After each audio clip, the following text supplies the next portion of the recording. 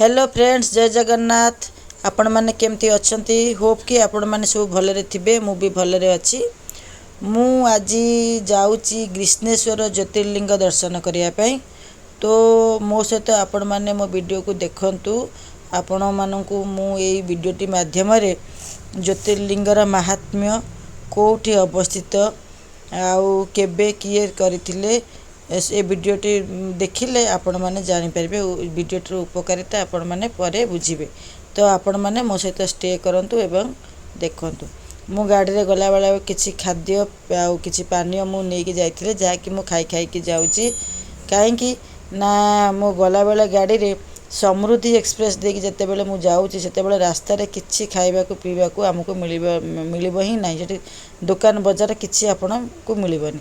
तो आमे माने साथी रे सॉफ्ट ड्रिंक आउ किछि खाद्य नेकी जाइतलु, जा कि आमे खाई खाई कि आमे जाउछु। गला बेले यात्रार मनोरम दृश्य आमे एठी देखि देखि कि जाउछु। पहाड़ पर्वत घेरा महाराष्ट्र एई ज्योतिर्लिंग अवस्थित करचंती। मु मो फैमिली संगे आसिकी होटल रे रहिली एवं होटल रे रहिला परे एटी खाद्य पदार्थ होटल द्वारा जहाँ भी हमको दिया जाइतला ताहा खाई कि एबे दर्शन करबा पई आमे जाउछु। तो मु पूरा आपन को कहूची या कोठी अवस्थित कोन पूरा विवरणी देखौची। ये होउची हमर ज्योतिर्लिंगकर एंट्री पॉइंट।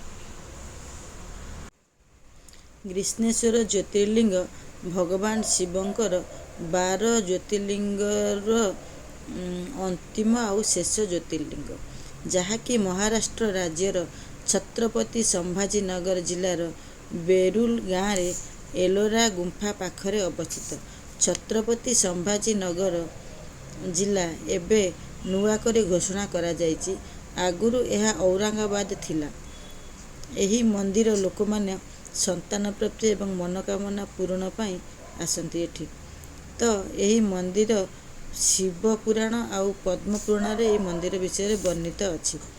एहार पूर्ण निर्माण अहल्याबाई होलकर द्वारा करा जायछि, जहा कि 1800 शताब्दी रे।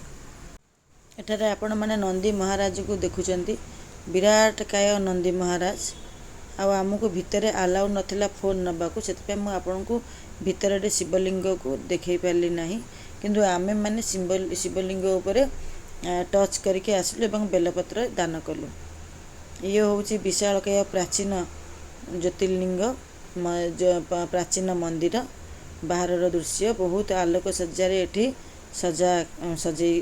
सजैचंती लोक माने। देखंतु ये हैला बाहर दृश्य। लोक माने एठी फोटो उत्तोलन करूचंती। बहुत सुंदर। ये बहुत पुराना मंदिर। 18 शताब्दी रो। 18 शताब्दी रे अहल्याबाई एहा को पुनर्निर्माण करथिले। ये हेले मार्केट। आपण आस्थिबे हमर जेमती पूरी गले मार्केट आमे देखिबा को पाऊ, डिटो सेमती एठी मध्ये आमे एठी मार्केट देखिबा को पाइबा।